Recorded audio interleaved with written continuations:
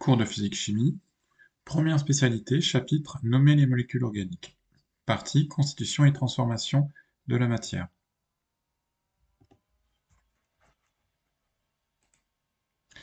Donc au sommaire de ce chapitre, 1. La nomenclature des espèces organiques. 2. Structure du nom d'une molécule organique. 3. Chaîne principale d'une molécule organique, définition. 4. Repérer la chaîne principale d'un alcane ramifié. 5. Repérer la chaîne principale d'une molécule portant un groupe caractéristique. 6. Préfixe de la chaîne principale. 7. Numéroter les carbones d'une chaîne principale. 8. Trouver le nom des substituants alkyles. 9. Indiquer la liste des substituants alkyles. 10. Suffixe des molécules organiques. 11. Méthode générale pour nommer une molécule organique. 12. Nommer une molécule organique à partir de sa formule semi-développée, exemple numéro 1. 13. Donc exemple numéro 2. 14. Exemple numéro 3. 15. Trouver la formule semi-développée du nom, exemple numéro 1. 16. Exemple numéro 2. Et 17. Exemple numéro 3. 1. La nomenclature des espèces organiques. La nomenclature des espèces organiques est un ensemble de règles qui indiquent comment nommer une espèce organique à partir de sa structure, c'est-à-dire la chaîne carbonique qui la compose, ses éventuelles ramifications, et éventuellement le groupe caractéristique qu'elle comporte. Ces règles ont été établies par l'UICPA, autrement dit l'Union internationale de chimie pure et appliquée. Elles permettent de trouver le nom d'une espèce chimique à partir de sa formule développée, ou inversement de trouver la formule développée d'une espèce chimique à partir de son nom. 2. Structure d'une molécule organique. Le nom d'une molécule comporte deux parties, qui sont tout d'abord 1. Le préfixe des substituants et groupe fonctionnel secondaire, donc qui est facultatif, et ensuite la chaîne principale. Le nom de la chaîne principale est lui-même formé de deux parties, le préfixe et le suffixe. Donc voici un exemple, on peut retrouver ces différentes parties. Donc on a la chaîne principale nommée octane 1-ol, précédée par les préfixes des substituants, 3-éthyle, 2-méthyle. Dans la chaîne principale, on va distinguer le préfixe de la chaîne principale, oct, et le suffixe de la chaîne principale, ane 1-ol. Le préfixe des substituants est groupe fonctionnel secondaire. Il est noté à gauche, en premier dans le nom de la molécule. Il indique la liste des substituants, c'est-à-dire des ramifications de la chaîne carbonée, ainsi que leur position sur la chaîne principale. Il peut aussi comporter la liste et la position des groupes fonctionnels secondaires, lorsqu'une molécule comporte plusieurs groupes caractéristiques, mais on ne rencontrera pas cette situation en classe de première.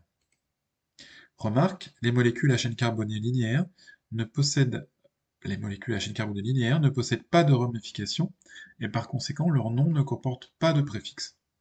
Exemple, dans le nom 2-méthylpental, 2-méthylpentane, la partie 2-méthyle correspond au préfixe.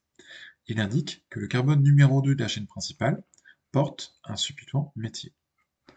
Dans le nom 3-éthyle 2,2 diméthyloctane, la partie 3-éthyle 2,2 diméthyle correspond au préfixe. Il indique que le carbone numéro 3 de la chaîne principale porte un substituant éthyle, et le carbone numéro 2 porte deux substituants méthyle. Le préfixe de la chaîne principale. Le préfixe de la chaîne principale est formé à partir du nombre d'atomes de carbone qui constituent cette chaîne. Exemple, dans le nom 2-méthylpentane, la partie pente correspond au préfixe de la chaîne principale. Il indique qu'elle est constituée de 5 atomes de carbone. Dans le nom 3-éthyle 2,2 diméthyloctane, la partie oct correspond au préfixe de la chaîne principale, qui porte un total de 8 atomes de carbone. Le suffixe de la chaîne principale. Il indique la présence ou l'absence de groupes caractéristiques ainsi que leur position dans la chaîne principale. Exemple, dans le nom de méthylpentane, le suffixe est ane. Il indique que la molécule fait partie de la famille des alcanes. Elle ne comporte donc pas de groupe caractéristique, ni même de liaison multiple, double ou triple. Dans le nom de méthylbutanol, le suffixe est ane-1-ol. Il indique que cette molécule appartient à la famille des alcools, et son groupe caractéristique hydroxyle est porté par le premier carbone de la chaîne principale, le carbone numéro 1. 3. Chaîne principale d'une molécule organique, définition. Il s'agit de l'enchaînement d'atomes de carbone constituant la colonne vertébrale du squelette carboné de la molécule. C'est la chaîne centrale qui porte ou inclut les groupes caractéristiques et les ramifications. Elle est délimitée par les règles de nomenclature et le nombre de carbone qu'elle comporte définit le préfixe qui forme son nom. 4. Repérer la chaîne principale d'un alcane ramifié. En l'absence de groupe caractéristique, la chaîne principale correspond au plus long enchaînement de carbone que possède la molécule. Exemple numéro 1. Donc une molécule possède la formule semi-développée suivante qui est représentée ici. Donc on a représenté en différentes couleurs les différents enchaînements possibles pour les différents enchaînements de carbone possibles pour cette molécule. Donc la chaîne numéro 1 en bleu clair, eh bien c'est celle qui est horizontale, elle comporte 4 carbones. La chaîne numéro 2 en rose, elle va comporter 4 carbones. La chaîne numéro 3 en rouge en comporte 5. La chaîne numéro 5 en vert en comporte 4. Et la chaîne numéro 6 en comporte 5. Donc la plus longue chaîne possible parmi les différentes possibilités, c'est la chaîne numéro 3 qui comporte 6 carbones. Donc conclusion, la chaîne numéro 3, représentée en rouge, correspond à la chaîne principale de la molécule. Donc attention, la chaîne principale n'est pas forcément représentée suivant la direction horizontale. Exemple numéro 2.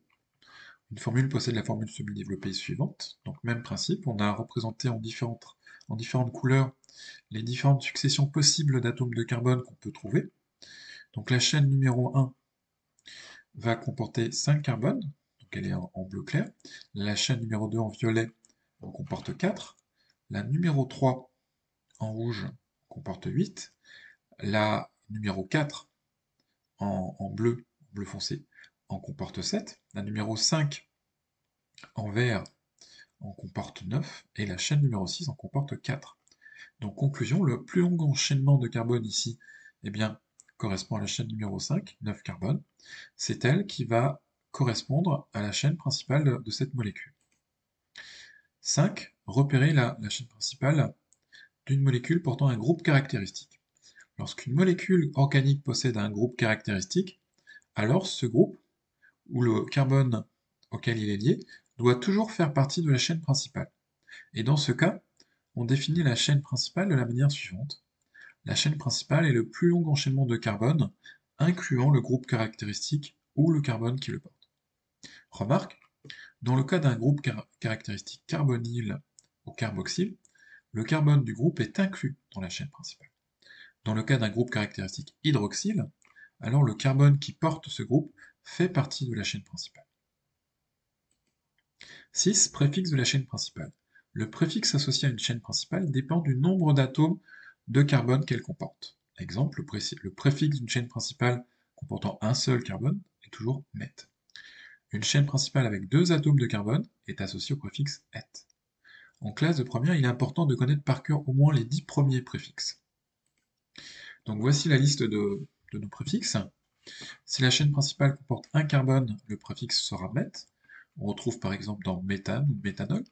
Si la chaîne principale comporte 2 carbones, eh bien le préfixe sera et. On retrouve ce préfixe dans éthane, éthanol, éthanal.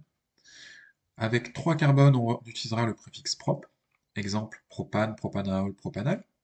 Avec 4 carbones, eh bien on aura comme préfixe but. Exemple butane, butane de ol, butane de on, 2-méthylbutane. Avec 5 carbones, on aura le préfixe pente.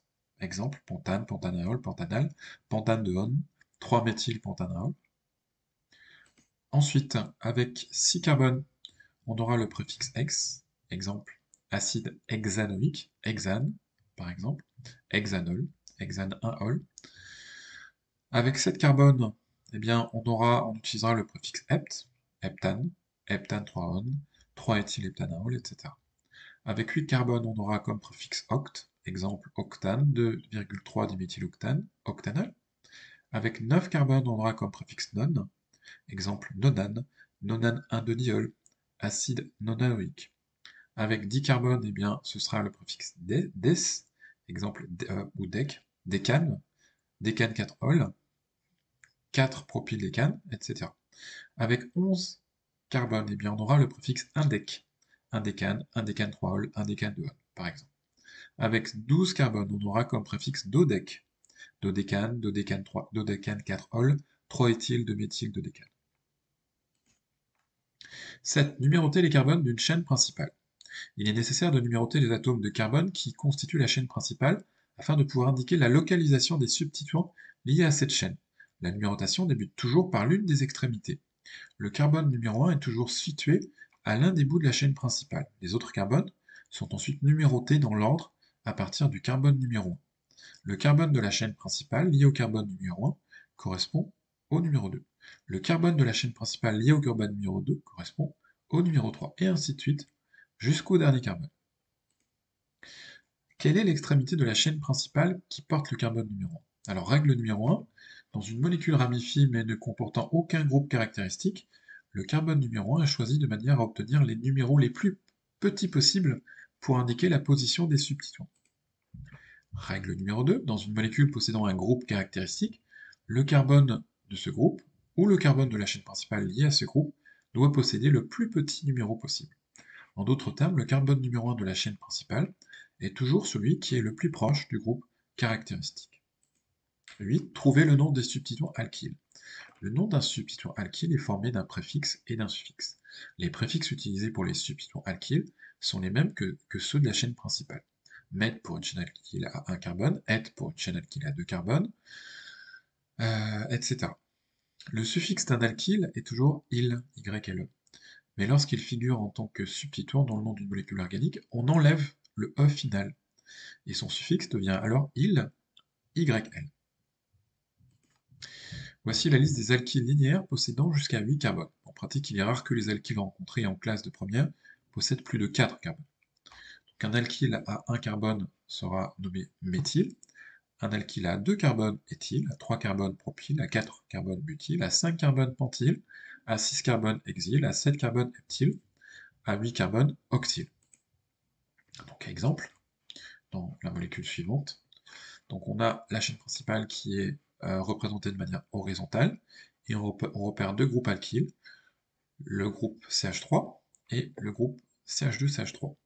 Donc ce groupe alkyle numéro 1, il est situé sur le carbone numéro 2, il porte un carbone, donc ce sera un groupe méthyle, et le groupe alkyle situé sur le carbone numéro 4 comporte deux carbones, donc il s'agira d'un groupe alkyle éthyle.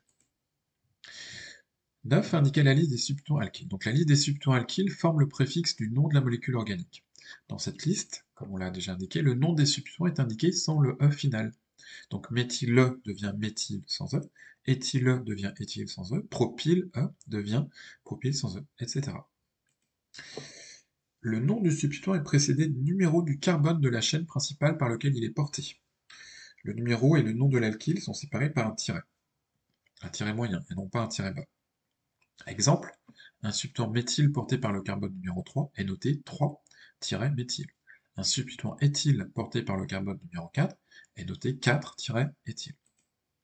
S'il y a plusieurs alkyles, alors leurs noms sont indiqués les uns à la suite des autres, avec leur position en les séparant par un tiret. Les noms des alkyles sont alors notés dans l'ordre alphabétique, sans tenir compte des éventuels dits ou tri qu'il pourrait y avoir dans le cas d'un méthyle qui se répète 2 ou 3 fois. Exemple, on note 3-éthyle, 2-méthyle, et non 2-méthyle, 3-éthyle, car le substituant éthyle est avant le substituant méthyle dans l'ordre alphabétique. Le E est avant le M. Donc je ne vous apprends rien. On note 5-butyl, 2-méthyle, 3-propyle, par exemple. Si le même substituant alkyle est présent plusieurs fois dans une même molécule, alors on ajoute leur préfixe devant le nom de l'alkyle, pour préciser s'il est présent 2 fois, di, 3 fois, tri, ou 4 fois, tétra, etc. Les différentes positions du groupement alkyle sont indiquées sous forme de liste où les numéros sont séparés par une virgule. Exemple, si une molécule possède un substituant méthyle en position numéro 2 et un autre en position numéro 3, alors on va noter 2,3 diméthyle. Si une molécule possède un premier substituant méthyle en position numéro 2, un deuxième en position numéro 3 et un troisième en position numéro 4, alors on notera 2, 3, 4 triméthyle. Si une molécule possède deux groupements éthyles en position numéro 4, alors on notera 4,4-10-éthyle. 10. Suffixe des molécules organiques. Les alcanes. Donc le suffixe d'un alcane est toujours ane, ane. Exemple, méthane, éthane, propane, 2-méthylbutane. Les alcools. Donc le suffixe d'un alcool est toujours anol. Mais on insère entre la partie ane et ol le numéro du carbone qui porte le groupement hydroxyle. Ce numéro est situé entre deux tirets. Exemple, propane 1-ol, propane 2-ol, butane 1-ol, pentane 3-ol. Les cétones, le suffixe d'une cétone est anone, mais là aussi on insère le numéro du carbone qui porte le groupe carbonyle entre la partie ane et la partie on. Donc remarque, le carbone du groupe carbonyle d'une cétone ne sera jamais en position 1, sinon il ne s'agirait plus d'une cétone, mais d'un aldéhyde. Donc exemple, propane 2-on, butane 2-on, pentane 3-on, hexane 2-on.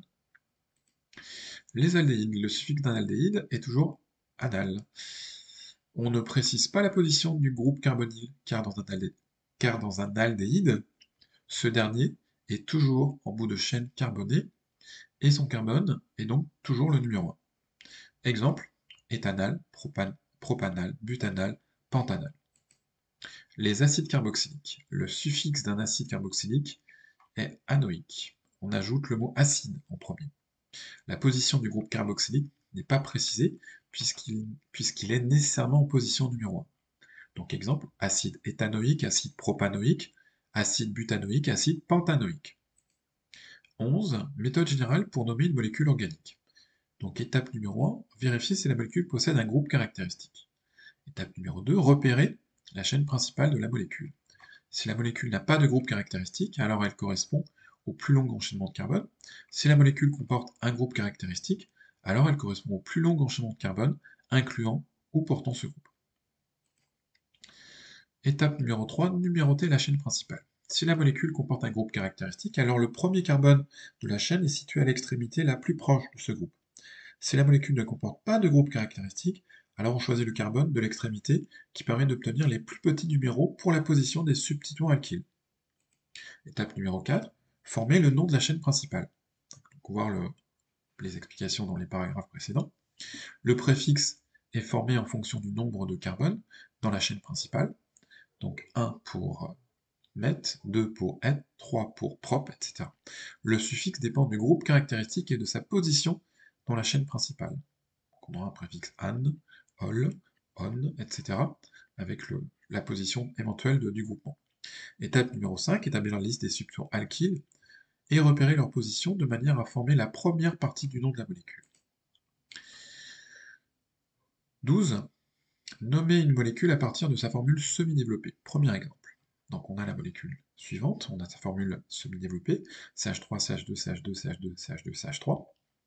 Cette molécule n'a pas de groupe caractéristique, par conséquent, elle appartient à la famille des alcanes. Le suffixe de la chaîne principale est an, AN. Cette molécule ne comporte pas de ramification, par conséquent, sa seule et unique chaîne de carbone correspond à la chaîne principale. Étant donné l'absence de substituants et de groupes caractéristiques, il est inutile de numéroter la chaîne principale. Puisque la chaîne principale comporte 6 carbones, le préfixe sera X. Et que cette molécule est un alcane, suffixe an, alors la chaîne principale a pour nom hexane. Il n'y a pas de substituant, puisqu'il n'y a pas de substituant, le nom complet de cette molécule est aussi hexane. 13. Nommer une molécule à partir de sa formule semi-développée. Exemple numéro 2. Donc on vous donne la formule semi-développée en question. Cette molécule n'a pas de groupe caractéristique, par conséquent elle appartient à la famille des alcanes. Le suffixe de la chaîne principale sera an. La chaîne principale comporte 7 carbones, il s'agit de la chaîne représentée horizontalement. La chaîne principale comporte deux substituants différents, le carbone numéro 1 et celui qui permet d'attribuer les numéros 3 et 4 aux substituants. Si l'autre carbone était le numéro 1, alors les substituants seront en position 4 et 5. Puisque la chaîne principale comporte 7 carbones, préfixe hept, et que cette molécule est un alcane, suffixe an, alors la chaîne principale a pour nom heptane. Il y a deux substituants à 2 carbones liés au carbone numéro 4 de la chaîne principale, qui sera donc appelé 4-éthyle, et il y a aussi un substituant à un carbone lié au carbone numéro 3 de la chaîne principale, qui se nomme 3-éthyle. Le préfixe des substituants sera donc 4-éthyle 3-méthyl. Alors, une petite erreur dans la notation, ici c'est 3-méthyl, évidemment. Donc le nom complet de cette molécule sera donc 4-éthyl, 3-méthylheptane. 4. Nommer une molécule à partir de sa formule semi-développée. Exemple numéro 3. Donc on a une nouvelle formule semi-développée à notre disposition. Cette molécule comporte un groupe hydroxyle, le groupement OH. Par conséquent, elle appartient à la famille des alcools et possède un suffixe de type ane, position ol. La chaîne principale comporte 8 carbones, c'est celle qui est horizontale. La chaîne principale porte un groupe caractéristique hydroxyle qui est prioritaire sur les substituants alkyles. Le carbone numéro 1 est donc le plus proche du groupe hydroxyle. Puisque la chaîne principale comporte 8 carbones, préfixe oct, et que cette molécule est un alcool dont l'hydroxyle est en position numéro 2, la chaîne principale se nomme octane 2-ol. Il y a deux substituants alkyles composés chacun d'un carbone, méthyle, tous les deux portés par le carbone numéro 6 de la chaîne principale. Le préfixe des substituants est donc 6,6-diméthyle. Le nom complet de cette molécule est donc 6,6-diméthyl-2-ol. 15. Trouver la formule semi-développée à partir du nom, exemple numéro 1. Donc on a une molécule qui se nomme propanol. Le préfixe de la chaîne principale est prop, par conséquent, la chaîne principale comporte 3 atomes de carbone. On peut commencer par représenter. Il n'y a pas de substituant alkyle sur cette chaîne, car le nom de la chaîne principale n'est pas précédé de préfixe.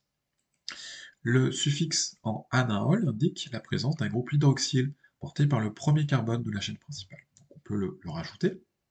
On notera OH lié au premier carbone. La formule semi-développée complète est obtenue en ajoutant les hydrogènes portés par chaque carbone, de manière à arriver à un total de 4 liaisons par carbone. Donc ce qui nous donne CH2 pour le premier carbone, CH2 pour le deuxième, et CH3 pour le troisième. Alors, ensuite, trouver la formule développée à partir du nom, exemple numéro 2. Le préfixe de la chaîne principale ici est prop. Alors, petite erreur. Donc ici, la molécule en question, c'est de l'acide propanoïque. Donc acide propanoïque, hein, la donnée est manquante. Acide propanoïque, la chaîne principale est propre, par conséquent la chaîne principale comporte 3 carbones, qu'on peut commencer par représenter. Le suffixe anoïque de la chaîne principale indique la présence d'un groupe carboxyle en bout de chaîne dont le carbone est en position numéro 1. Donc on peut rajouter ce groupement carboxyle avec une double liaison sur le carbone numéro 1 et un groupement OH pour compléter ce groupe. Ensuite, le préfixe 3-méthyle indique que le carbone numéro 2 de la chaîne principale porte un substituant alkyle méthyle à 1 carbone. Donc on le rajoute. La formule semi-développée est ensuite obtenue en ajoutant les hydrogènes manquants. Donc voilà la formule complète. Ensuite, trouver la formule semi-développée à partir du nom, exemple numéro 3. Donc la molécule a pour nom cette fois 2-éthyl 2,3-diméthylpentanal. Le préfixe de la chaîne principale est pente, donc la chaîne principale comporte 5 carbones, qu'on peut commencer par représenter. Le suffixe de la chaîne principale est anal. Par conséquent, le carbone numéro 1 de cette chaîne fait partie d'un groupe carbonyle, qu'on peut rajouter. Donc on rajoute une double liaison oxygène sur le carbone numéro 1. Le préfixe 2-éthyl 2,3-diméthyl indique qu'il y a un substituant éthyle porté par le carbone numéro 2, ainsi qu'un substituant méthyle porté par le carbone numéro 2 également, et un deuxième substituant méthyle porté par le carbone numéro 3. Donc on peut les rajouter sur cette chaîne. CH3 sur le carbone numéro 2, CH3 sur le carbone numéro 3, et un groupement alkyle, CH2CH3 sur le carbone numéro 2. Donc, pour obtenir la formule complète, eh bien, comme d'habitude, on rajoute les hydrogènes manquants en respectant le fait qu'un carbone forme toujours un total de 4 liaisons. Donc sur le premier carbone, on rajoute le H manquant. Le carbone numéro 2 eh bien, réalise déjà 4 liaisons, donc pas d'hydrogène manquant. Le carbone numéro 3 forme 3 liaisons, donc il manque un hydrogène. Le carbone numéro 4 forme 2 liaisons, donc il manque 2 hydrogènes pour arriver à 4. Et le dernier forme seulement une liaison, donc il manque 3 hydrogènes. Donc voici la fin de ce cours. N'hésitez pas à poser vos questions en commentaire si vous en avez.